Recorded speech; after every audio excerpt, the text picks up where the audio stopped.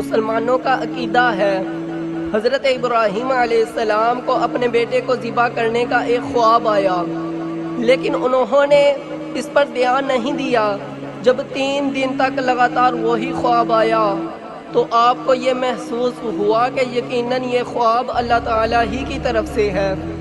اس لیے وہ اس بات کے لیے کچھ سوچے سمجھے اللہ تعالیٰ کا حکم سمجھ کر راضی ہو گئے۔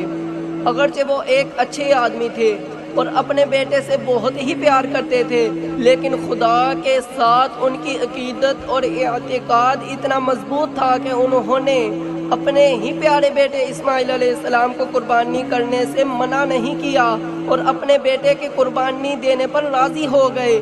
ان کا یہ عمل اللہ تعالیٰ کو بے حد پسند آیا۔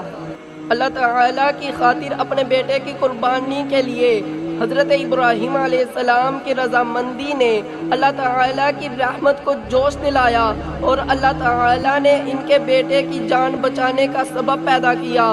اسی وقت حضرت اسماعیل علیہ السلام کی جگہ قربان ہونے کے لیے حضرت جبرائیل علیہ السلام کے ذریعے قربانی کے لیے ایک مینڈا بھیجا گیا۔ اللہ تعالیٰ کی طرف سے یہ حضرت ابراہیم علیہ السلام کے لیے ایک انعام تھا۔